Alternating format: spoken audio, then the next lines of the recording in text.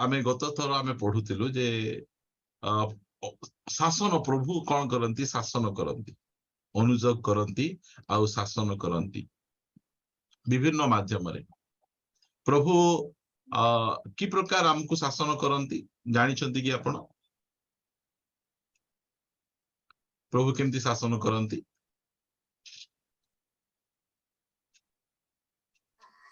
परीक्षा द्वारा हाँ परीक्षा द्वारा अभाव द्वारा रोग द्वारा ताड़ना द्वारा टेढ़ा लोक द्वारा नहीं कि भिंग टेढ़े मेढ़े जाक आम जीवन तो बहुत थे कि नहीं से द्वारा से आमको कौन करती आमको शासन करती अनुजोग करती बुझंतु यही प्रकार परिस्थिति मध्य दे आमको नियंती कहीं आम पाई जो उच्च पद को से प्रस्तुत करी रखिचंती सही उच्च पद बा सही दायित्व को बहन करने आगु से आमको कौन करती आमको तैयारी करती तैयारी करती प्रिय माने एबे मशा को तैयारी कले 40 वर्ष लगिला मशा को तैयारी करिया पाई जोसेफ को तैयारी करिया पाई 13 वर्ष बयस लगिला समय लगिला यही प्रकार भाव रे परमेश्वर आमको तैयारी करिया पाई जदि जोसेफ को सीधा सड़क नहीं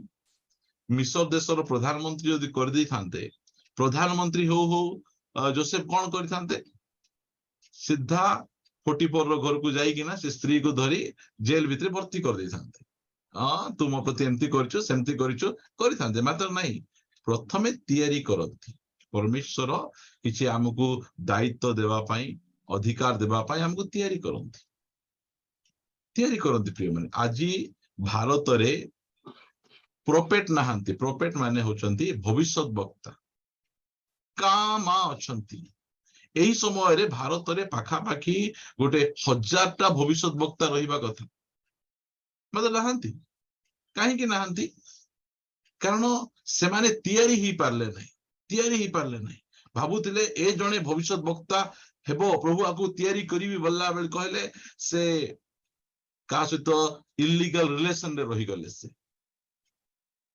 किए टंका पछरे पळेले किए संस्था पछरे पळेले एटा हला असुविधा प्रभु तैयारी करबा समय रे सेही प्रकार लोक माने याडे सियाडे पळेई जाउछन सेति पई तैयारी करि पारु नांती नले आ देखंतु चर्च गुडी करे आत्मा रे पूर्ण गिफ्टेड लोक जाक रहिबा दरकार हम चर्च रे मध्ये रहिबा लोक थिला कौनसी लोक भूल काम करी चर्च को न आसला परी एही प्रकार गिफ्टेड लोक माने हमर चर्च रे रहिबा दरकार अछि एटा बाइबल ट्रेनिंग कले आसे नहीं प्रभु जो समय शासन करिके तैयारी करिवे सेही समय रे एही प्रकार विषय गुडी को घटिबो आ प्रभु जो समय शासन करिवे तैयारी करबा समय रे कोन हे जिवो लेखा जाउ जे एठी आमर हस्त दुर्बल हे जिवो बुझंतु और कोन हे जिवो आमर आंठू कोन हे जिवो सबल हेबो नै अवसन हे जिवो आमर आंठू सेति पई से कहउचंती तुमरो मंडली रे प्रभु जहाकू मन कर तैयारी करबा पई विभिन्न प्रकार परिस्थिति मध्य दे गमन करउचंती सेही समय रे तांगर हस्त दुर्बल हे जाए तुमे कोन करिवो तांगर हस्त को तुमे सबल करिवो तांकर जो आंठू को तुमे कोन करिवो बल प्रदान करिवो एटा से हम कहउचंती केते उत्साहर कथा को मंडली रे अनेक समय रे काहाकू रोग छाडू नथिबो गोटे परे रोग आउ गोटे परे रोग आसुथिबो एकानी बसिकी ना ए भविष्यत वक्ता माने कोन कहिबे किछि गोटे थिबो ना दाल में तो काला है ना सेति पई तो एमती घटुछि नले तांको जीवन रे एते समस्या आसी थांता कि प्रभु तांकू सेही प्रकार परिस्थिति मध्य दे के नउचंती तांकू भांगीबा पई नउचंती तांकू तैयारी करिया पई नउचंती सबु जो रोग समस्या आसे सब पाप द्वारा आसे नहीं परमेश्वर अनुमति देले से सब विषय गुडी को हम जीवन रे आसे तैयारी करिबा पाई प्रेम मो आपण मान को गोटे कथा करिबा पाई चाहे जदि आपण प्रभु को पाई किछि करिबा पाई चाहुचंती प्रभु को सुजोग दियंतु प्रभु मते भांग से जले भांगबे आपण बहुत उच्च को जिबे भांगे जो माने भांगी नांती जो मान को प्रभु भांगी नाहांती सही प्रकार व्यक्ति प्रभु को पाई किछि करि परिबे नै से खाली लोक को आगा भांगी पारबे सिना से किछि करि परिबे नै से भाई एही प्रकार परिस्थिति मध्य देख जीवा समय रे आमे कोन करिवार अछि विश्वासी मानकर दुर्बल हस्त को आमे कोन करिवार अछि धैर्य रखिबार अछि सबल करिवार अछि से मानकर अवसन जानू को आमे सबल करिवार अछि देखन दो वाक्य पढिबे मो सहित लूका लिखित सुसमाचार 22 44 रु 22 रु 42 रु आमे 43 पढिबा पुणी हे पिता जदि तुम्हार इच्छा थाए तेबे एही पानपात्र मो ठारू दूर कर तथापि मोहर इच्छा नहे मात्र तुम्हार इच्छा सफल हेउ आउ स्वर्गरो जणे दूत दर्शन देई ताहांको शक्ति प्रदान कले पुणी से मर्मांतिक दुखरे मग्न होई आहुरी एकाग्र भावरे प्रार्थना करबाकू लागिले ओ ताहांको झाळ घन रक्तटपा परी भूइरे पड़िला।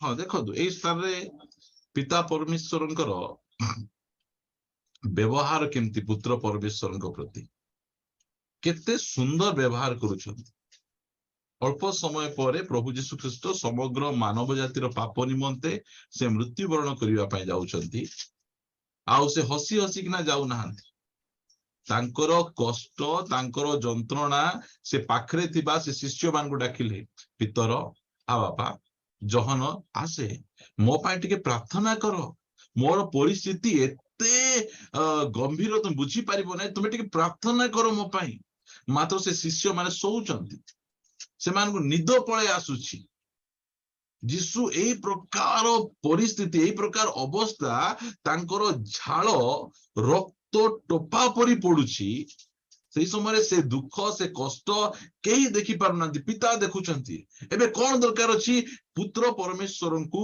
एबे कोन शक्ति दरकार अछि सांगे सांगे से कोन करूचंती दूतंको पठौचंती प्रिय माने एटा होची परमेश्वरंकर व्यवहार तांकर लोकमानक प्रति अरे तुमे तो परमेश्वर तुमे तो प्रभु यीशु ख्रीष्ट तुमे कोन एंती भांगी पडुचो एही प्रकार परिस्थिति दे गला बेले जे हेले मते भांगी पडिबे से समय टिकल मारिबार नै कमेंट्स करिबार नै सेही समय रे आमे तांकर हस्त को धरि के सबल करिबार अछि से काम करछन्ती ना सेही काम पिता परमेश्वर दूतन को पठौचन्ती जाओ पुत्र परमेश्वर को टिके सहाय्य करिब से आसुचन्ती तांको शक्ति प्रदान करूचन्ती आमको केते थर दूत हेबार चांस मिलिथिला मात्र सब थर मो भूत बोले आमे कहिचा सब थर आमे दूत परि व्यवहार देखैनु आमे नै केते चांस अछि से समय रे आमे जाई तांको आमे उत्साह करि परिबा आमे ओ किछ असुविधा नै भाई मु प्रार्थना करूची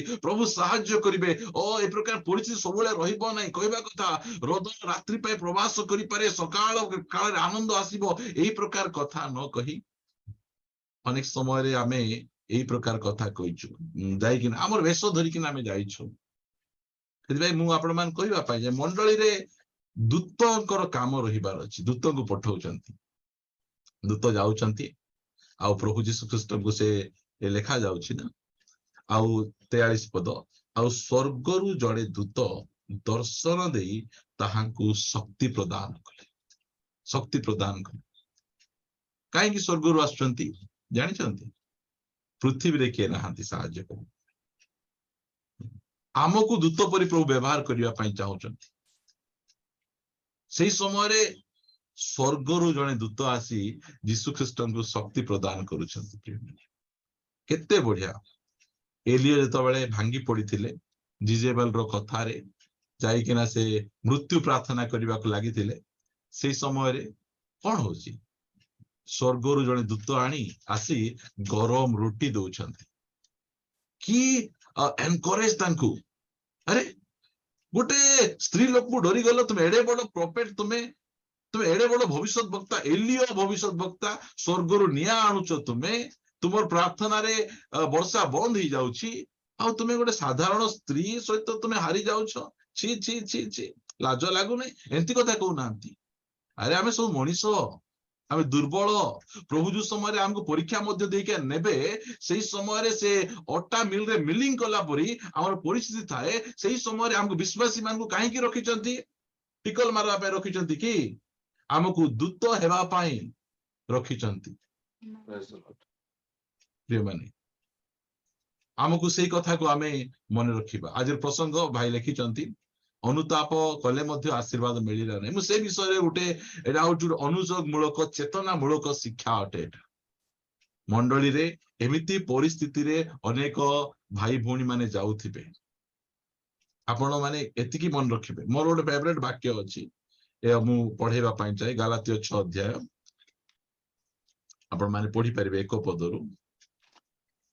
ହେ ଭାଇମାନେ, ଯଦି କେହି କୌଣସି ଅପରାଧରେ ଧରା ପଡେ, ଆତ୍ମିକ ଯେ ତୁମ୍ଭେମାନେ ମୃଦୁ ଭାବରେ ସେହି ପ୍ରକାର ଲୋକକୁ ସଂଶୋଧନ କର। ପୁଣି କେଜାଣେ ନିଜେ ମଧ୍ୟ ପରୀକ୍ଷାରେ ପଡିପାର, ଏଥିପାଇଁ ଆପଣା ବିଷୟରେ ସାବଧାନ ହୁଅ। କେତେ ଏଟା ସବୁ ଖ୍ରୀଷ୍ଟିଆନ ନାହିଁ, ସାଂସାରିକ ଖ୍ରୀଷ୍ଟିଆନ, ପର୍ବ ଖ୍ରୀଷ୍ଟିଆନ। ଏ ମଝିରେ ଗୋଟେ ବାକ୍ୟ ମୁଁ ସୁରଜ ପ୍ରେମାନଙ୍କ ଠାରୁ ଶୁଣୁଥିଲି। ଗୋଟେ ଖ୍ରୀଷ୍ଟିଆନର ନାଁ କଣ? ସେ ହଉଛି ତେହୱାରୀ ଲାଲ ବୋଲି କହିଲେ। ଯୋଉମାନେ ତେହୱାର ସମୟରେ ପର୍ବ ସମୟରେ ଆସନ୍ତି ତାଙ୍କ ନାଁ ହଉଛି ପୁଣି ତେହୱାରୀ ଲାଲ ବୋଲି କହିଲେ ପର୍ବ ଖ୍ରୀଷ୍ଟିଆନ। ଆଉ ଗୋଟେ ଅଛି ରବିବାର ଖ୍ରୀଷ୍ଟିଆନ, ତାଙ୍କ ନାଁ ହଉଛି ଏତବାରୀ ଲାଲ ବୋଲି କହିଲେ। ଏତବାର ମାନେ ରବିବାର କି ନାହିଁ, ଏତବାରୀ ଲାଲ ତାଙ୍କର। ସେମିତି ନାଁ ଗୁଡିକ ଅଛି। ଆମେ ସେମିତି ନାହିଁ, ତେୱାରୀ ଲାଲ ନାହିଁ କି ଏତବାରୀ ଲାଲ ନାହିଁ। ଆମେ ହଉଛୁ ସ୍ପିରିଚୁଆଲ ଖ୍ରୀଷ୍ଟିଆନ ଗୁଡିକ। ଆମେ ସ୍ପିରିଚୁଆଲ ଖ୍ରୀଷ୍ଟିଆନ। ମୁଁ ଆପଣ ମାନଙ୍କୁ କହିବା ପାଇଁ ଚାହେଁ, ମୁଁ ଦୁଧ କା ଧୁଲା ହୁଆ ନାହିଁ। ମୋର ଜୀବନରେ କେତେ ଲୁଜ ପଏଣ୍ଟ ଗୁଡିକ ଅଛି। ଆପଣ ମାନେ ଯୋଉ ସମୟରେ ଦେଖୁଛନ୍ତି, ମୋର ନମ୍ବର 7008021981। ଧୀରେ କରି ଫୋନ କରିବେ ଭାଇ, ଆପଣଙ୍କର ଏଇଟା ଟିକେ ଅସୁବିଧା ଅଛି। ଏଇଟା ମୁଁ ଆପଣ ମାନଙ୍କୁ ଅନୁମତି ଦଉଛି, ଆପଣ ମାନେ କହିପାରିବେ ଏଇଟା ଅସୁବିଧା ଅଛି। ଆପଣ ଟିକେ ଯଦି ଭଲ ହେବେ ତାହେଲେ ଆହୁରି ଅଧିକ ଭଲ ହେଇପାରିବେ। ଭଲ କଥା। ସେ ମଝିରେ ମୁଁ ଆମମାନଙ୍କର ଜ୍ୱାଇଁ ଶ୍ୱଶୁର ବିଷୟରେ ଗୋଟେ ବାକ୍ୟ ପ୍ରଚାର କଲି। ସେ ଜାଗାରେ ଜଣେ ଆସି ମତେ କହିଲେ ଯେ ତୁମେ ଝିଅ ପିଲା ସେ ତାଙ୍କୁ ଯାଇକିନା ମାଗୁଛି, ଜମି ମାଗୁଛି, ତୁମେ ପୁଅ ପିଲା ମାଗିଲେ ବୋଲି ତୁମେ କହିଦେଲ ବୋଲେ ବହୁତ ଖୁସି ଲାଗିଲା ମତେ। ହଁ, ମୁଁ ସେଟା ଟିକେ ଭୁଲ କରିଦେଲି ବୋଲିକିନା। ଆମକୁ ସେମିତି ଲୋକ ଦରକାର। ଅବସନ୍ନ ଜାନୁ ଆମେ କେମିତି ସବଳ କରିପାରିବା, ଦୁର୍ବଳ ହସ୍ତକୁ ଆମେ କେମିତି ବଳ ପ୍ରଦାନ କରିପାରିବା। ଆମେ ଯାଇକିନା ଆମେ କଣ କରିବାର ଅଛି, ଏଇଟା ଟିକେ ଅଛି, ଏଇଟା ଟିକେ ସଜାଡ। ଏଇଟା ଆମକୁ ସେମିତି କରିବାର ଅଛି। ଆମେ ସ୍ପିରିଚୁଆଲ ଖ୍ରୀଷ୍ଟିଆନ। ଆମକୁ ଆମ ଫ୍ରି ଫ୍ରାଙ୍କ ରହିବାର ଅଛି। ଗୋଟେ ଥର କହିବେ, ଯଦି ମୁଁ ଆପଣଙ୍କୁ ସେ କଥା ନ ଶୁଣି ଜବାବ ଦଉଛି ତାହେଲେ ନେକ୍ସଟ ଟାଇମ କହିବେ ନାହିଁ। ମୁଁ ଆପଣ ମାନଙ୍କୁ କହୁଛି, ଆମର ଭିତରେ ସେଇ ପ୍ରକାର ରହିବାର ଅଛି। ଆମର କୌଣସି ଅପରାଧରେ, କୌଣସି ଭୁଲରେ ଯଦି କେହି ଧରା ପଡୁଛି, ତାକୁ ଆମେ ସେମିତି ସବଳ କରିବାକୁ ପଡିବ। ତାକୁ ତା ବିଷୟରେ ପ୍ରଚାର କଲେ, ତାକୁ କହିଲେ କିଛି ହେବ ନାହିଁ ତାକୁ। ସେଇଟା ମୁଁ ଆପଣ ମାନଙ୍କୁ ସରଳ ଭାବରେ ମୁଁ ବୁଝାଉଛି। ଆପଣ ମାନେ ଆଶା କରି ଆପଣ ମାନେ ବୁଝିପାରୁଥିବେ। ସେଥିପାଇଁ ଗୋଟେ ବାକ୍ୟ ମୋ ସହିତ ଆପଣ ମାନେ ଖୋଲିବେ, ଆଇବ ପୁସ୍ତକ 4 ଅଧ୍ୟାୟ 1 ପଦରୁ ଟିକେ ପଢିବେ। ଏଥିରେ ତୈମନୀୟ ଇଲିଫସ୍ ଉତ୍ତର କରି କହିଲା, କେହି ତୁମ୍ଭ ସଙ୍ଗେ କଥାବାର୍ତ୍ତା କରିବାକୁ ଚେଷ୍ଟା କଲେ ତୁମ୍ଭେ କଣ ଦୁଃଖିତ ହେବ? ମାତ୍ର କଥା କହିବାରୁ କିଏ ଆପଣାକୁ କ୍ଷାନ୍ତ କରିପାରେ? ହଁ, ଏମାନେ ହଉଛନ୍ତି ଆଇବଙ୍କର ମିତ୍ର ମାନେ, ହେଲା। କନଫର୍ମେସନ ମିତ୍ର ନାହିଁ, ଅଲଗା ମିତ୍ର ଏମାନେ, ହେଲା। ଏମାନେ ମିତ୍ର ମାନେ। ଏମାନେ ଯୋଉ ସମୟରେ ଆଇବଙ୍କର ଦୁଃଖ ଘଟିଛି, ସେଇ ସମୟରେ ଏଇ 3 ଜଣ ବନ୍ଧୁ ଶୁଣିଲେ ଆଉ ଆଇବଙ୍କ ପାଖକୁ ଆସୁଛନ୍ତି। ଏମାନଙ୍କର ନାମ କଣ? ତୈମନୀୟ ଇଲିଫସ୍, ହୁସିୟ ବିଲଦଦ ଆଉ ନାମାନିୟନ ସଫର। ଏଇ 3 ଜଣ ମିତ୍ର। ଏମାନେ ନାକୁ ମିତ୍ର, ମାତ୍ର ଭିତରେ ଏମାନେ ଶତ୍ରୁ ମାନେ। ଏମିତି ମିତ୍ର ଆମକୁ ଦରକାର ନାହିଁ। ବାହାରେ ମିତ୍ର ପରି ଦିଶୁଥିବେ, ଭିତରେ ଏମାନେ ଶତ୍ରୁ ପରି ଏମାନେ ଥିବେ। ଏଇ ଯୋଉ ଆସିକିନା ଯୋଉ ସାନ୍ତ୍ୱନା ମୂଳକ କଥା କହୁଛନ୍ତି, ଏଇ ଯୋଉ ଆମମାନଙ୍କର ତୈମନୀୟ ଇଲିଫସ୍, ଏଟା ସାନ୍ତ୍ୱନା ମୂଳକ କଥା ନୁହେଁ। ସେ କହୁଛନ୍ତି, କୌଣସି ଲୋକ ତୁମକୁ କଥା କହିଲେ କଣ ତୁମେ ଦୁଃଖ ହେବ କି? ଆଉ କିଏ ନିଜକୁ ରଖିପାରିବ? କେମିତି କେମିତି କଥା କହୁଛନ୍ତି ଶୁଣନ୍ତୁ। ଦେଖ ତୁମ୍ଭେ ଅନେକଙ୍କୁ ଶିକ୍ଷା ଦେଇଅଛ ଓ ତୁମ୍ଭେ ଦୁର୍ବଳ ହସ୍ତ ସବଳ କରିଅଛ। କେତେ ସୁନ୍ଦର ଆରମ୍ଭ ଦେଖ। ଓ ତୁମେ ଅନେକଙ୍କୁ ଶିକ୍ଷା ଦେଇଛ ହେଲା, କେତେ ଭଲ। ଏମାନେ ୱଣ୍ଡରଫୁଲ ପ୍ରିଚର ଯାକ, ବହୁତ ସୁନ୍ଦର ପ୍ରଚାର କରିବେ ଏମାନେ। ତୁମେ କଣ କରିଛ? ଅନେକଙ୍କୁ ଶିକ୍ଷା ଦେଇଅଛ, ତୁମେ ଦୁର୍ବଳ ହସ୍ତ ସବଳ କରିଛ। ତୁମ୍ଭର ବାକ୍ୟ ପତନ ଦୈତ୍ୟ ଲୋକକୁ ଧରି ରଖିଅଛି ଓ ତୁମ୍ଭେ ଦୁର୍ବଳ ଆଣ୍ଠୁକୁ ଦୃଢ କରିଅଛ। ହୁଁ ମାତ୍ର ଏବେ ତାହା ତୁମ୍ଭ ପ୍ରତି ଘଟିଅଛି ଆଉ ତୁମ୍ଭେ କ୍ଳାନ୍ତ ହେଉଅଛ। ତାହା ତୁମ୍ଭକୁ ସ୍ପର୍ଶ କରୁଅଛି ଆଉ ତୁମ୍ଭେ ବ୍ୟାକୁଳ ହେଉଅଛ। ପରମେଶ୍ୱର ବିଷୟକ ତୁମ୍ଭର ଭୟ ତୁମ୍ଭର ବିଶ୍ୱାସ ଭୂମି ନୁହେଁ କି? ଓ ତୁମ୍ଭ ମାର୍ଗର ସରଳତା ତୁମ୍ଭର ଆଶା ଭୂମି ନୁହେଁ କି? ମୁଁ ବିନୟ କରୁଅଛି, ସ୍ମରଣ କର। ନିର୍ଦ୍ଦୋଷ ଥାଇ କିଏ ବିନଷ୍ଟ ହୋଇଅଛି କି?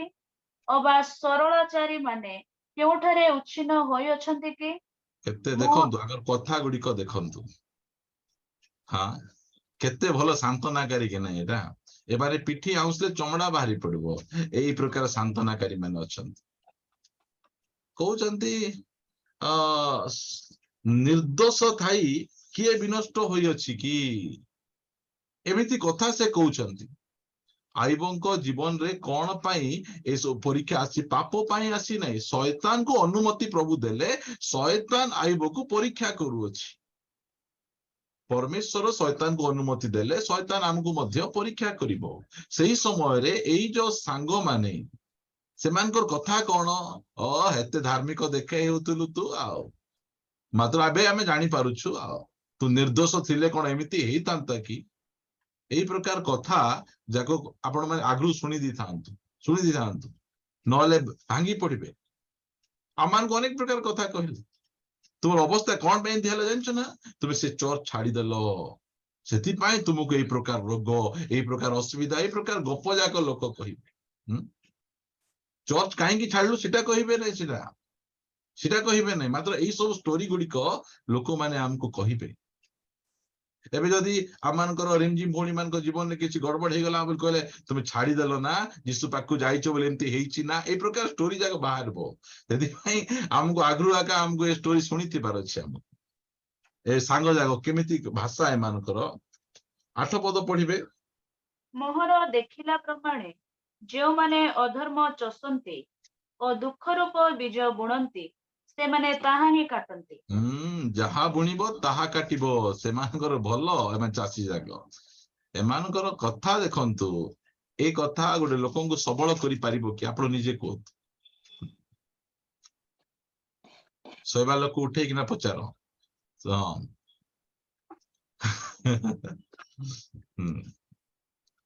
ପାଖରେ ବସିଥିବା ଲୋକ କୁହ, ପ୍ରେଜ୍ ଦ ଲର୍ଡ, ଶୁଭ ନାହିଁ ହେଲା। ପିସି ଅଛି ତମର, ମୁଁ ଟିକେ ଦେଖିପାରୁଛି ସବୁକୁ ହେଲା, ଖରାପ ଭାବନ୍ତୁ ନାହିଁ। ମୋର କାମ ହେଲା ଶୋଇବା ଲୋକ ଉଠେଇବାଟା। ଏମିତି କଥା ଯାକ ମଣ୍ଡଳୀ ଭିତରେ, ଆମର ପରସ୍ପର ଭିତରେ ଏମିତି କଥା ଯାକ ହେବା କଥା ନୁହେଁ ମୋର ପ୍ରିୟ ଭାଇ। ଆମେ ପ୍ରଭୁଙ୍କର ଲୋକ ଯାକ ଆମେ ଅଟୁ। ଆମର କୌଣସି ଭାଇ ବା ଭଉଣୀ ଏଇ ପ୍ରକାର ପରିସ୍ଥିତି ପ୍ରଭୁ ତାଙ୍କୁ ତିଆରି କରିବା ପାଇଁ ପରୀକ୍ଷା ମଧ୍ୟ ଦେଇ ନଉଛନ୍ତି। ସେଇ ସମୟରେ ଆମେ କଣ କରିବାର ଅଛି? ଦୁର୍ବଳ ହସ୍ତ ଟଳ ଟଳ ହେଇଯାଉଥିଲେ, ମୁଁ ପ୍ରାର୍ଥନା କରୁଛି, ମୁଁ ଅଛି, ଆମେ ଅଛୁ, ଆମେ ଗୋଟେ ପରିବାର, ସବୁଦିନେ ଦୁଃଖ ରହିବ ନାହିଁ, ଏଇ ପ୍ରକାର କଥା କହି ଆମେ ପରସ୍ପରକୁ ଆମେ ଉତ୍ସାହ ଆମେ କରିବାର ଅଛି। ମାତ୍ର ଆମେ ଟିକଲ ମାରିବା କଥା ଆମମାନଙ୍କର ନାହିଁ। ଆସନ୍ତୁ ଆମେ ନେକ୍ସଟ ପଦକୁ ଯିବା। ତାହାର 13 ପଦ ପଢିବେ। ପୁଣି ଆପଣା ଆପଣା ପାଦ ନିମନ୍ତେ ସଳଖ ପଥ ପ୍ରସ୍ତୁତ କର, ଯେପରି ଯାହା ଖଞ୍ଜ ତାହା ଅଧିକ ବିକୃତ ନ ହୋଇ ବରଂ ସୁସ୍ଥ ହୁଏ। ଯୋଉଟା ଆମର ଖଞ୍ଜ ହେଇଯାଇଛି ନାଇଁ, ଆମକୁ 12 ପଦରେ ଆମମାନଙ୍କୁ କୁହାଯାଉଛି ଯେ ତୁମମାନଙ୍କର 12 ଅଧ୍ୟାୟ 1 ପଦରେ ଆମମାନଙ୍କର ବିଶ୍ୱାସର ନେତା ଓ ସିଦ୍ଧିଦାତା ଯୀଶୁଙ୍କୁ ଲକ୍ଷ୍ୟ କରି ଧୈର୍ଯ୍ୟ ସହକାରେ ଆମମାନଙ୍କ ଗନ୍ତବ୍ୟ ପଥରେ ଆମକୁ ଧାଇଁବାକୁ ପଡିବ କୁହାଯାଉଛି। ଆଉ ଖଞ୍ଜ ଲୋକ ଧାଇଁ ପାରିବ ନାହିଁ। ଆଉ ଯୋଉମାନଙ୍କର କଣ ସେଟା କହିବେ, ସେଟା ଲେଖା ହଉଛି ପୁଣି ଆପଣା ଆପଣା ପାଦ ନିମନ୍ତେ ସଳଖ ପଥ ପ୍ରସ୍ତୁତ କର, ଟେଢା ମେଢା ପଥ ଲୋକ ଧାଇଁ ପାରିବେନି। ସେଥିପାଇଁ ଯାହା ଖଞ୍ଜ ହେଇଛି ଆମ ଜୀବନରେ, ଯୋଉଟା କି ଖଞ୍ଜ ହେଇଯାଇଛି, ସେଇଟାକୁ ଆମକୁ କଣ କରିବାର ଅଛି? ଆମକୁ ସୁସ୍ଥ କରିବାର ଅଛି। ଦେଖନ୍ତୁ, ଆମକୁ ଗୋଟେ ଡକ୍ଟର ଭାବରେ ବ୍ୟବହାର କରିବାର ଅଛି। ଗୋଟେ ଖଞ୍ଜ ଲୋକଙ୍କୁ ଦେଖିଲୁ, ଆମେ କଣ କରିବାର ଅଛି? ସେ ଖଞ୍ଜ ଲୋକ କେମିତି ସୁସ୍ଥ ହେବ, ତାର ଖଞ୍ଜ ଅବସ୍ଥା କେମିତି ଠିକ ହେବ, ଯେ ସେ ଯୀଶୁଙ୍କ ପଛରେ ସେ ଧାଇଁ ପାରିବ। ଆମେ ସମସ୍ତେ ଗୋଟିଏ ଗୋଟିଏ ଡକ୍ଟର, ସ୍ପିରିଚୁଆଲ ଡକ୍ଟର। ଲୋକମାନଙ୍କର ଖଞ୍ଜ ଅବସ୍ଥାକୁ ଆମେ ସୁସ୍ଥ କରିବାକୁ ଆମକୁ କାମ ଦିଆଯାଇଛି। ଖଞ୍ଜ ଅବସ୍ଥା ଥିଲେ ଆମେ ଯୀଶୁଙ୍କ ପଛରେ ଠିକରେ ଆମେ ଚାଲିପାରିବା ନାହିଁ। ସେଥିପାଇଁ ଆମର ଖଞ୍ଜ ଅବସ୍ଥା ଯେମିତି କି ସୁସ୍ଥ ହେଇଯିବ, ସେଥି ନିମନ୍ତେ ଆମେ କଣ କରିବାର ଅଛି? ଆମକୁ ଚେଷ୍ଟା କରିବାର ଅଛି। ଆମକୁ ଦେଖନ୍ତୁ, ଏଇ ପ୍ରେରିତ ପୁସ୍ତକକୁ ଯଦି ଆପଣ ଆସିବେ, ମୁଁ ସମ୍ପୂର୍ଣ୍ଣ ତ ପଢେଇବି ନାହିଁ, ଖାଲି ଗୋଟେ ଦିଟା ପଦ ମୁଁ ପଢେଇବି ଆପଣ ମାନଙ୍କ ନିମନ୍ତେ। 3 ଅଧ୍ୟାୟର 2 ପଦ ପଢିବେ। ଏପରି ସମୟରେ ମାତୃଗର୍ଭରୁ ଖଞ୍ଜ ଜଣେ ଲୋକ ବୁହା ହୋଇ ଯାଉଥିଲା। ମନ୍ଦିରରେ ପ୍ରବେଶ କରୁଥିବା ଲୋକମାନଙ୍କ ଠାରୁ ଭିକ୍ଷା ମାଗିବା ନିମନ୍ତେ ଲୋକେ ତାକୁ ପ୍ରତିଦିନ ସେଥିର ସୁନ୍ଦର ନାମକ ଦ୍ୱାରରେ ରଖିଦେଉଥିଲେ। ଓକେ, ମନ୍ଦିରର ଭିତରେ ରହୁନଥିଲେ, ମନ୍ଦିରର ବାହାରେ ରହୁଥିଲେ। କାହିଁକି ବାହାରେ ରହୁଥିଲେ?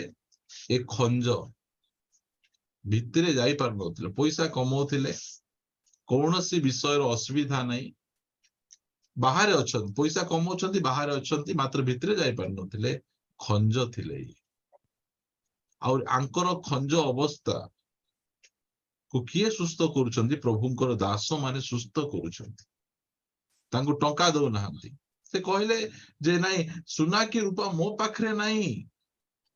ସୁନା କି ରୂପା ସେ ଦଉଛନ୍ତି, ସୁନା କି ରୂପା ମୋ ପାଖରେ ନାହିଁ, ମୋ ପାଖରେ ଯୀଶୁ ଖ୍ରୀଷ୍ଟଙ୍କ ନାମ ଅଛି। ଆଉ ତୁମେ କଣ କର?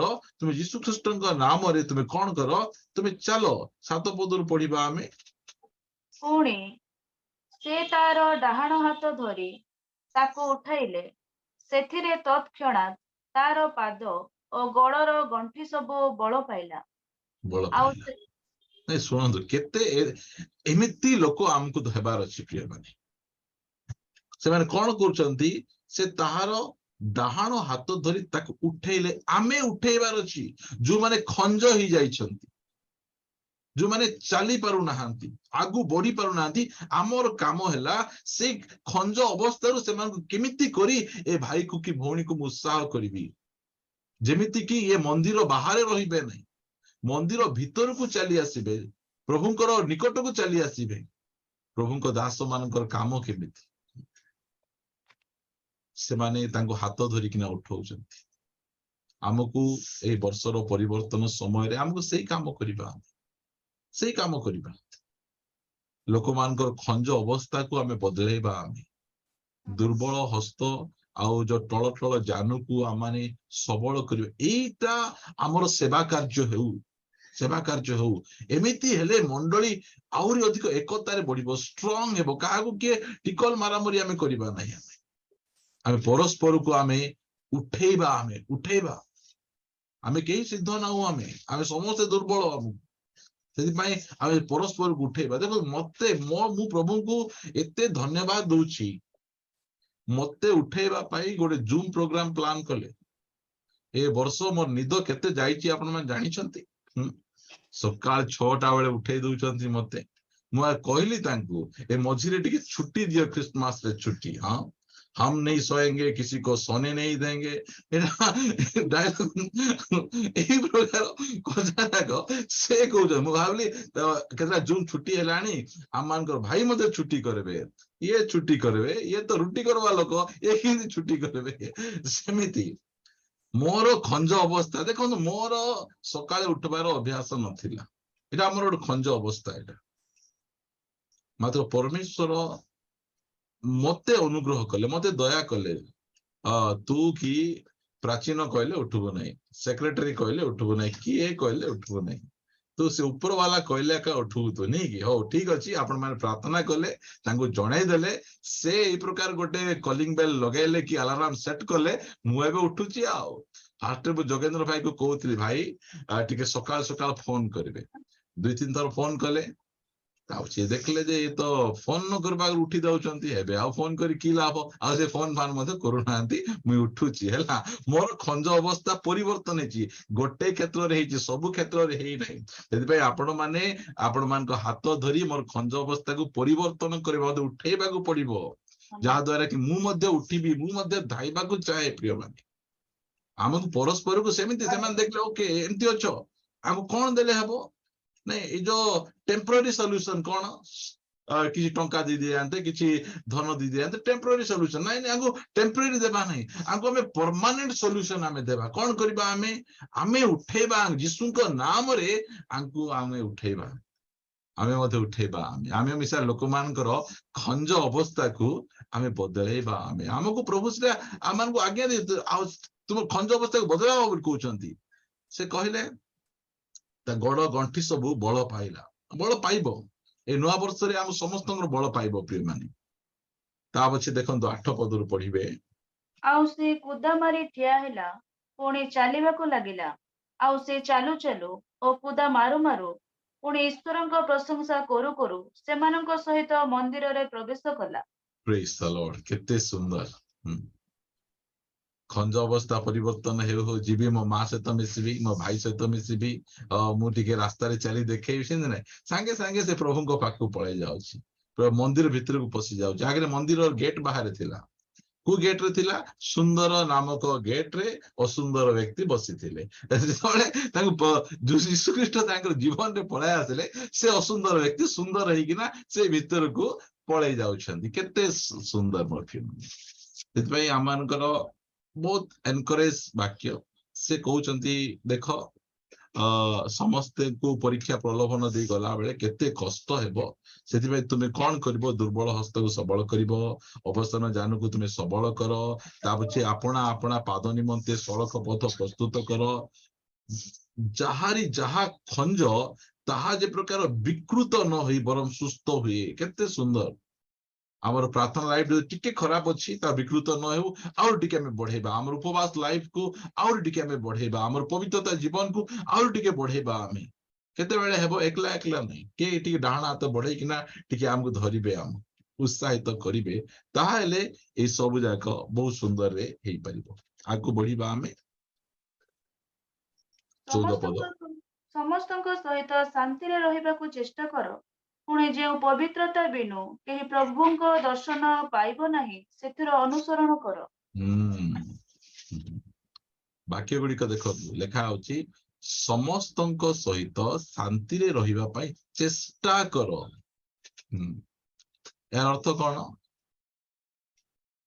समस्तଙ୍କ सहित शांति रे रहिबाटा बहुत बहुत कष्ट पवित्रता हेबा पाई चेष्टा करो बोले लिखा जाऊ पवित्र हुओ बोले लिखा जाउची हैला मात्र शांति रे रहिबा पाई के जण अछंती से माने जेते चेष्टा कले मध्य नहीं आमे वाक्य जगह सुनिचु मु शांति चाहिए से माने युद्ध चाहती लिखा जाउची वाक्य हैला मु शांति चाहिए से माने युद्ध चाहती और वाक्य गुडी कर रही मात्र एई स्थान रे हमकु कहा जाउची जे समस्तଙ୍କ सहित खास करी मंडली विश्वासी भाई भूणी मान सहित समस्त सहित जे प्रकार शांति रे शांति माने कौन मिलन रे रहिबा पाई तुमे कौन करो चेष्टा करो आ लिखा जाउची जो पवित्रता बिनु केही प्रभुंको दर्शन पाइबे नाही सेतिर अनुसरण करी प्रभुंकर दर्शन यदि हमें पाइबार अछि केते बेले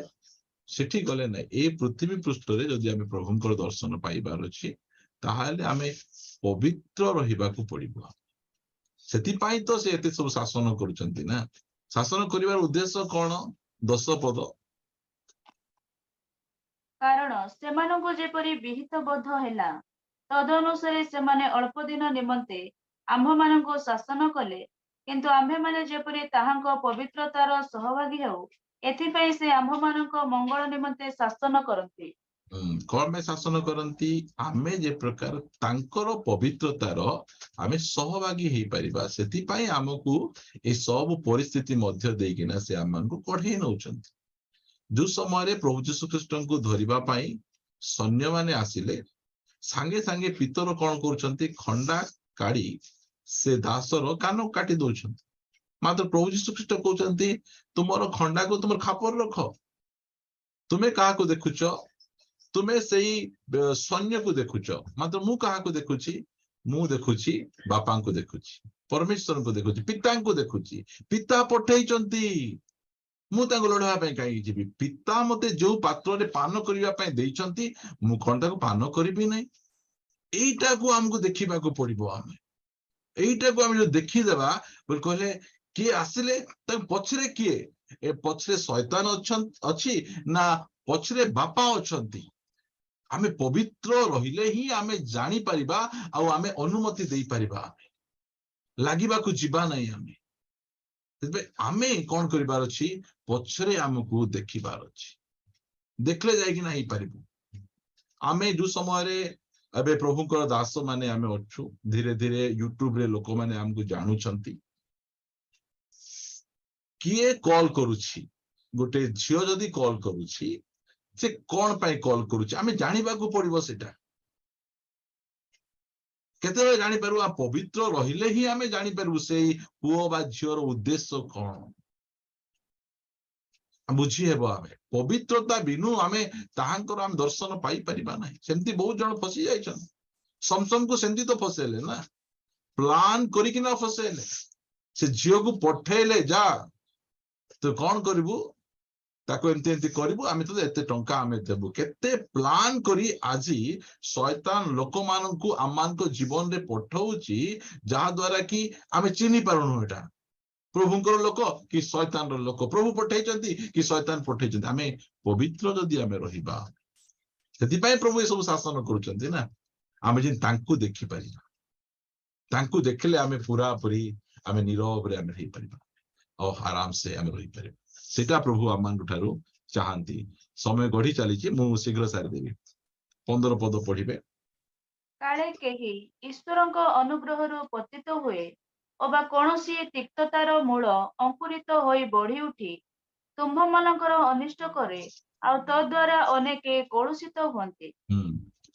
ସେଥିପାଇଁ ମୁଁ ଆପଣମାନଙ୍କୁ ଏଇ ପୁରୁଣା ବର୍ଷର ଶେଷରେ ନୂଆ ବର୍ଷର ଆରମ୍ଭରେ କହିବା ପାଇଁ ଚାହେଁ, କାହା ବିରୁଦ୍ଧରେ ତିକ୍ତତା ଅଛି ତାର ମୂଳକୁ ଆମେ କାଟିବାର ଅଛି। ମୂଳକୁ କାଟିବାର ଅଛି। ମୂଳକୁ ଯଦି ଆମେ କାଟିବା, ତାହା ନହେଲେ କଣ ହେବ? ସେଇ ତିକ୍ତତାର ମୂଳ କଣ ହେବ? ଅଙ୍କୁରିତ ହୋଇ ବଢି ଉଠି ତୁମ୍ଭମାନଙ୍କର ଅନିଷ୍ଟ କରେ। ଦୁଇ ଜଣ, ଏ ଦୁଇ ଜଣଙ୍କର ଅନିଷ୍ଟ କରିବ। ତା ପଛେ ଲେଖା ଯାଉଛି, ତଳ ଲାଇନରେ ଲେଖା ଯାଉଛି, ଆଉ ତ ଦ୍ୱାରା ଦୁଇ ଜଣ ନାହିଁ, ତିନି ଜଣ ନାହିଁ, ଅନେକ କଳୁଷିତ ହୁଅନ୍ତି। ଏଇଟା ହେଲା ଅସୁବିଧା। ଏଇଟା ଅସୁବିଧା ହବ। ମଣ୍ଡଳୀରେ ଦୁଇ ଜଣ ପାଳକ ଥିବେ, ଚିରନ୍ତନ ଭାଇଙ୍କର ଆଉ ମୋର। ଆମେ ଦୁଇ ଜଣଙ୍କ, ତାଙ୍କର ତିକ୍ତତା ମୋ ପ୍ରତି ଥିବ, ମୋର ତିକ୍ତତା ତାଙ୍କ ପ୍ରତି ଥିବ। ତାଙ୍କର ଏମିତି ଗୋଟେ ତିକ୍ତତା ହେଇଯିବ, ଆମେ ଦୁଇ ଜଣ ଡିସମ ହେଇଯିବୁ ଆମେ, ଆଉ ଅନ୍ୟମାନେ କଣ ହେଇଯିବେ? କଳୁଷିତ ହେଇଯିବେ। ବୁଝନ୍ତୁ, ଏବେ ବିଶ୍ୱାସୀ ଯଦି ନିସୁମ ହେଲେ ଗୋଟେ ଚଳିବ, ଗୋଟେ କଥା ଚଳିବ ବୋଲେ ହୁଅ ବୋଲି ମୁଁ କହୁନାହିଁ। ଶୁଣନ୍ତୁ, କେତେ ଜଣ ଭାବିଦେବି ଯାହା ଚଳିବ ବୋଲେ ହେଇଯାଇ ହବ, ସେମିତି ମୁଁ କହୁନାହିଁ ହେଲା। ଚଳିବ, ମାତ୍ର ପାଳକ ପ୍ରାଚୀନ ଏମାନେ ଯଦି ଡୁସୁମ ହେଲେ ଚଳିବ କି? ଚଳିବ ନାହିଁ। ସେଟା କେବେ ମଧ୍ୟ ଚଳିବ ନାହିଁ। ସେଥିପାଇଁ ଏ ତିକ୍ତତା ଆ ବିରୁଦ୍ଧରେ ତା ବିରୁଦ୍ଧରେ ଯୋଉ ତିକ୍ତତା ପିତାଟା ଭିତରେ ନ ରହୁ। ଭିତରେ ରହିଲେ କଣ ହେବ? ସେଟା ଅଙ୍କୁରିତ ହେଇଯିବ। ସେଟା ଅଙ୍କୁରିତ ହେଇକିନା କଣ ହବ? ଧୀରେ ଧୀରେ ବଢି ଉଠିବ। ମୁଁ ଚିରନ୍ତନ ଭାଇଙ୍କ ବିରୁଦ୍ଧରେ କହିବି, ସେ ମୋ ବିରୁଦ୍ଧରେ କହିବେ ଯେ ଶୁଣିଲ ଭାଇ, ଆଜି ସେ ନିର୍ମଳ ଭାଇ ଯୋଉ କହିଲେ ନା, ବିଲକୁଲ ଠିକ ନାହିଁ। ସେଟା ମତେ ଦେଖେଇ କହିଲେ। ମୁଁ ତ ଦେଖି ଦେଖି କହୁଛି ନ ଦେଖି କହିବି କି ସେଟା ତାଙ୍କ ଦେଖୁଛି କେତେ ବଢିଆ ହସୁଛନ୍ତି ସେ ସେଇ ସବୁ ଯାକ ଆମର ଭିତରେ ରହିବାର ନାହିଁ ସେଟାକୁ ଆଉ ଉପାଡ଼ିବାକୁ ପଡିବ ଉପାଡ଼ିକି ନ କରିବା ବୋଲି କହିଲେ ଆମେ ଆକା ନଷ୍ଟ ହେବ ନାହିଁ ତ ଦ୍ଵାରା ଅନେକ ନଷ୍ଟ ହେବ ତା ପଛେ କଣ ହେବ ଆମର ମଣ୍ଡଳୀରେ ମିରାକଲ୍ସ ହେବ କଣ ହେବ ଦୁଇଟା ମଣ୍ଡଳୀ ହେଇଯିବ ମିରାକଲ କି ନାହିଁ ଏଇଟା ଗୋଟେ ମଣ୍ଡଳୀ ଥିବ ଦିଟା ହେଇଯିବ ଭାଙ୍ଗିଯିବ ଓ ଗୋଟେ ଚିରନ୍ତନ ଭାଇଙ୍କ ଆଡେ ଅଧା ପଳେଇବେ ମୋର ଆଡେ ଅଧା ପଳେଇ ଆସିବେ ଓ କେତେ ବଢିଆ ମିରାକଲ କି ନାହିଁ ଏଇଟା ଯାକ ଏମିତି ମିରାକଲ ଆମକୁ ଦରକାର ନାହିଁ ବୋଲି କୁହନ୍ତୁ ହେଲା ଆମକୁ ଏଇ ସବୁ ମିରାକଲ ଆମକୁ ଦରକାର ନାହିଁ ଆମକୁ ଏଥିପାଇଁ କାହାର ତିକ୍ତତା ରଖନ୍ତୁ ନାହିଁ ହେଲା କିଏ ପଡିଗଲେ ଖୁସି ହୁଅନ୍ତୁ ନାହିଁ କିଏ ଉଠିଗଲେ ଦୁଃଖ କରନ୍ତୁ ନାହିଁ ତିକ୍ତତାକୁ ଆମେ ବାହାର କରିଦେବା ଆମେ ଆଉ ବାହାର କରିକିନା ଆମେ ଭଲ ଭାବରେ ଗୋଟେ ମିଠା ହୃଦୟ ନେଇ ଆମେ 23ରେ ଆମେ ପହଞ୍ଚିଯିବା ଆମେ ପ୍ରେଜ୍ ଦ ଲର୍ଡ ସେଇଟା ଭଲ ହେବ କାହା ବିରୁଦ୍ଧରେ କିଛି ଆମେ ତିକ୍ତତା ଆମେ ଦୟାକରି ରଖିବା ନାହିଁ 16-17 ପଦ ପଢିବା କେବଳ 16 ପଢନ୍ତୁ କିଓବା କେହି ପାରଦାରିକ ବା ଥରକର ଖାଦ୍ୟ ନିମନ୍ତେ ଆପଣ ଜ୍ୟେଷ୍ଠାଧିକାର ବିକ୍ରୟକାରୀ ଯେ ଏସ ତାପରି ବିଧର୍ମାଚାରୀ ହୁଏ ଏ ବିଷୟରେ ଅତି ଜାଗ୍ରତ ହୁଅ ହଁ ଖାଲି ଜାଗ୍ରତ ନାହିଁ କଣ ଅତି ଜାଗ୍ରତ ଏଟା ଏଟା ହଉଛି ଡେଞ୍ଜରିୟସ୍ ପଦ ଗୁଡିକ ଏଟା ବାଇବଲର ଏମିତି ଡେଞ୍ଜରିୟସ୍ ପଦ ଗୁଡିକ ଯୋଉ ପଦ ଗୁଡିକ ପଢିଲେ ଏମିତି ହାତ ଗୋଡ ଥରିଯିବ ଏଇ ଯୋଉ ଗୋଟେ ଏଇ ପ୍ରକାର ଗୋଟେ ବ୍ୟକ୍ତି ଯେ କି ଅନୁତାପ କଲା କାନ୍ଦିଲା ଅନୁତାପ କଲା ପଢନ୍ତୁ 17 ପଦ ମଧ୍ୟ ପଢିଦବା ଆମେ ତୁମ୍ଭେମାନେ ତ ଜାଣ ଯେ ପରେ ସେ ଆଶୀର୍ବାଦର ଅଧିକାରୀ ହେବା ନିମନ୍ତେ ଇଚ୍ଛା କଲେ ସୁଦ୍ଧା ଅଗ୍ରାହ୍ୟ ହେଲା ପୁଣି ଅନୁତାପ କରିବା ନିମନ୍ତେ ଅଶ୍ରୁପାତ ସହ ସଯତ୍ନରେ ଚେଷ୍ଟା କଲେ ହେଁ ତାହା କରିବା ପାଇଁ ଆଉ ସୁଯୋଗ ପାଇଲା ନାହିଁ ଆମେ ଭୁଲ କରିଦେବୁ ତାପରେ ପ୍ରଭୁ କ୍ଷମା କରିଦିଅ ବୋଲି କହିଲେ ଓକେ କ୍ଷମା ସବୁବେଳେ ସେଟା ମିଳିଯିବ ବୋଲି ଭାବୁଛନ୍ତି ସେଟା ସବୁବେଳେ ମିଳିଯିବ ସେଟା এটা କ୍ଲିୟର ଲେଖାଯାଉଛି ସେ ଆଶୀର୍ବାଦର ଅଧିକାରୀ ହେବା ନିମନ୍ତେ ଇଚ୍ଛା କଲେ ସୁଦ୍ଧା ଅଗ୍ରାହ୍ୟ ହେଲା କାହିଁକି ଅଗ୍ରାହ୍ୟ ହେଲା ଠିକ ଡାଲି ଖାଇଦବାରୁ ସେମିତି ହେଇଗଲା କି ସେ ନାଇଁ ସେମିତି ହେଇନାହିଁ ସେ କଣ କରିଛି ମୋ ସହିତ ଆପଣ ମାନେ ଆଦି ପୁସ୍ତକ 25 ଅଧ୍ୟାୟକୁ ଆସିବେ ଗୋଟେ ଦିଟା ପଦ ପଢି ଆଜିର ଷ୍ଟଡିକୁ ଆମେ ସମାପ୍ତ କରିବା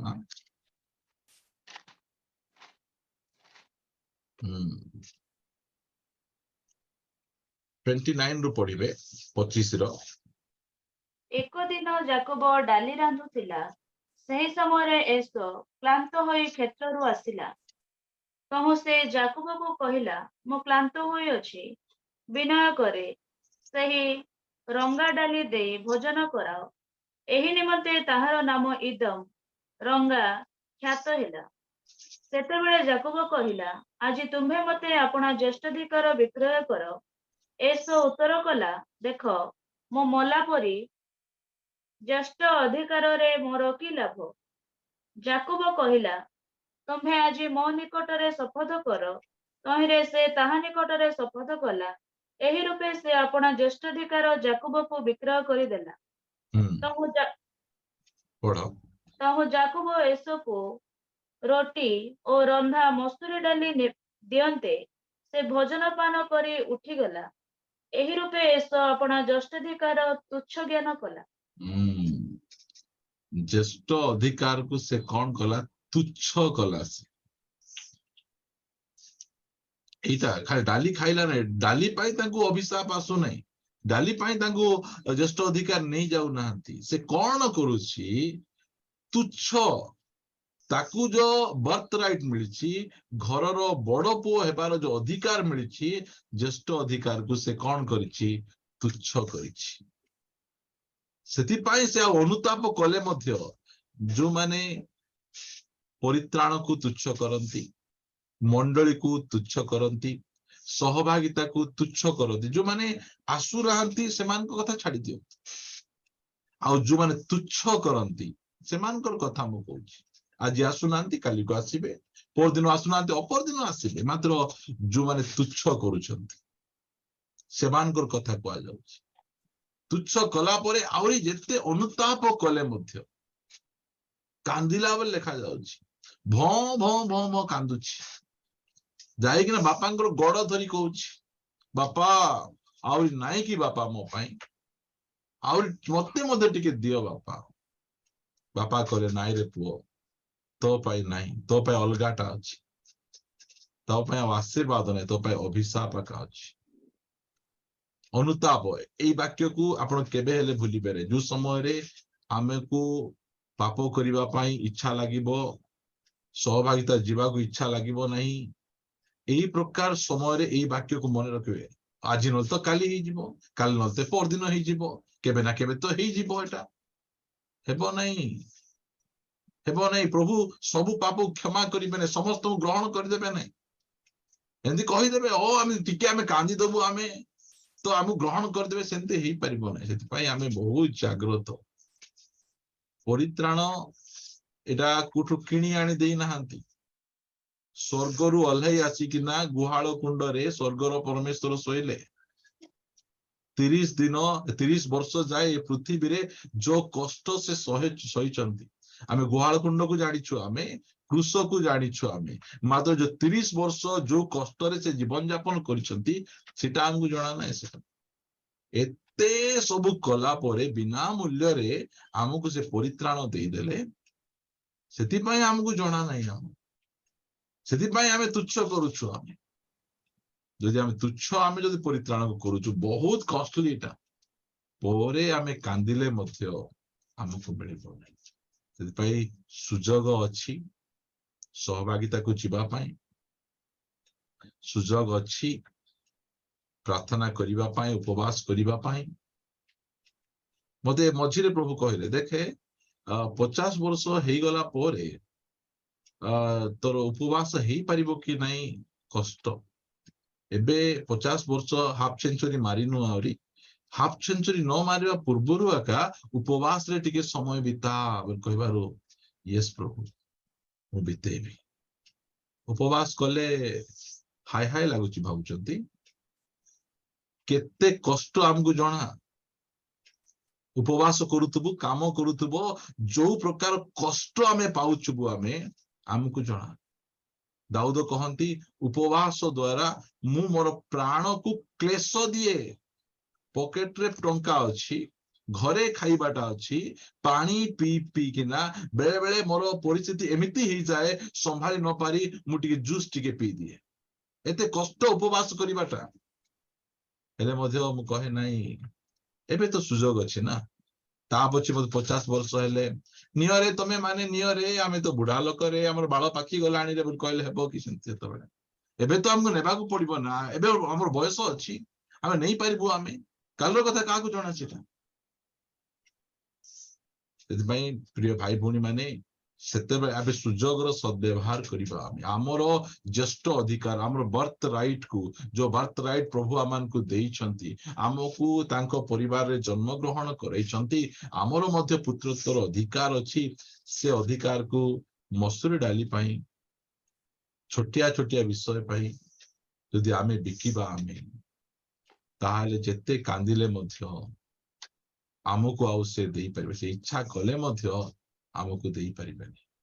ସେଥିପାଇଁ ଆମେ ସୁଯୋଗର ସଦ୍ବ୍ୟବହାର କରିବା, ଆମର ପରିତ୍ରାଣକୁ ଆମେ ଧରି ରଖିବା। ସେ ସମାନ ବିଷୟ ଲେଖାଯାଉଛି ନା, ଏଭ୍ରି 2 ଅଧ୍ୟାୟର 3 ପଦ ଲେଖାଗଲା, ଏପରି ମହାପରିତ୍ରାଣ ଅବହେଳା କଲେ ତୁମମାନେ କେମିତି ରକ୍ଷା ପାଇବ ବୋଲି ସେ ଆମମାନଙ୍କୁ କହୁଛନ୍ତି।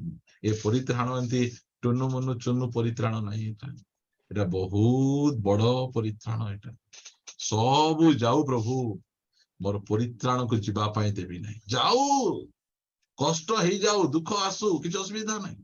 ଯୋଉ ସମୟରେ ଦୋକାନରେ ଆମେ ଜିନିଷ କିଣୁ, କଷ୍ଟମର ପାଖକୁ ଗଲା ପରେ ଆମେ କହୁ ଏଟା ଏତିକି ରେଟ୍, ଯଦି ଆମେ 50 ଟଙ୍କା ବଢେଇକିନା କହିଲେ ମଧ୍ୟ ଆମକୁ କିଛି ହେବ ନାହିଁ। ମାତ୍ର ହଁ, ପ୍ରଭୁ କହିବେ ପରିତ୍ରାଣକୁ ଅବହେଳା କରିବୁ କି ବୋଲି କହିଲେ ନାହିଁ ନାହିଁ 50 ଟଙ୍କା ଦରକାର ନାହିଁ ହଉ ଆମକୁ ପରିତ୍ରାଣ ଆକା ଦରକାର ବୋଲି ଆମେ କହିଥାଉଛୁ ଆମେ। ସେଥିପାଇଁ ପ୍ରିୟ ଭାଇ ଭଉଣୀ ମାନେ ଆପଣମାନଙ୍କୁ ଏତିକି କହିବା ପାଇଁ ଚାହେଁ ଅବହେଳା କରନ୍ତୁ ନାହିଁ, ନହେଲେ ଆମେ ଏସବୁ ପରି କାନ୍ଦିଲେ ମଧ୍ୟ ଆମକୁ କଣ ମିଳିବ ନାହିଁ, ଆମେ ଆଶୀର୍ବାଦ ଆମେ ପାଇପାରିବା ନାହିଁ। ପ୍ରଭୁ ଏହି ପ୍ରକାର ଚେତନାମୂଳକ ବାକ୍ୟ ଦ୍ୱାରା ଆମ ସମସ୍ତଙ୍କୁ ଆଶୀର୍ବାଦ କରନ୍ତୁ। ଆସନ୍ତୁ ପ୍ରାର୍ଥନା।